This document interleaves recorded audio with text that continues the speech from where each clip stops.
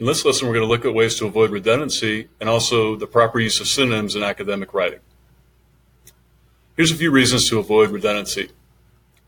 First, by avoiding redundancy, you can better get your points and your claims across to your audience. Second, avoiding redundancy also helps to engage your reader. They can really focus in on what you're trying to say. A third reason to avoid redundancy is it also helps to improve the actual flow of your writing. It makes it easier to read.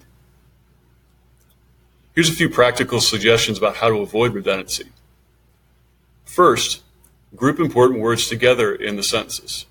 APA 7 actually recommends that you group important words either at the very beginning or the very end of a sentence to help avoid redundancy.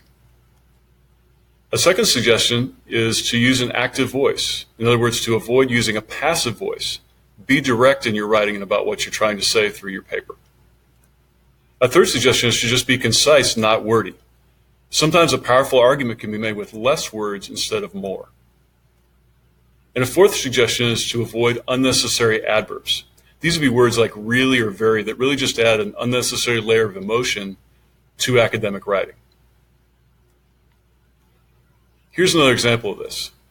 Instead of saying, the professor was very well informed,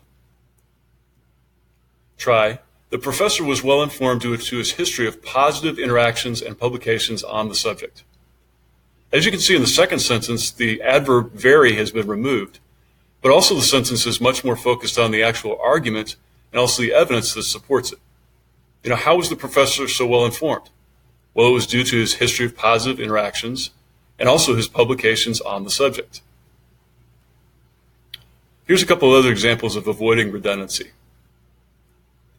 I'd say instead of saying at the present time, instead replace it with now.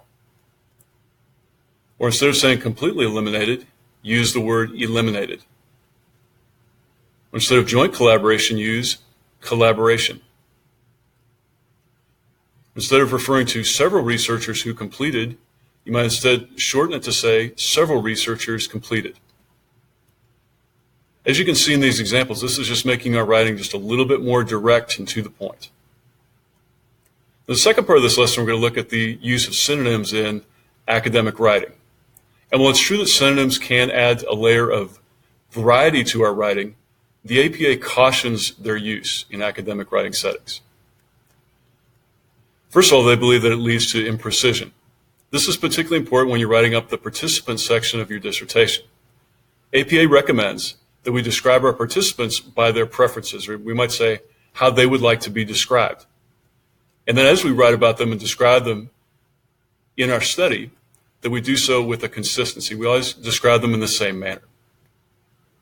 But in this lesson, you've learned a few suggestions about ways to avoid redundancy and also what the appropriate use of synonyms is in academic writing.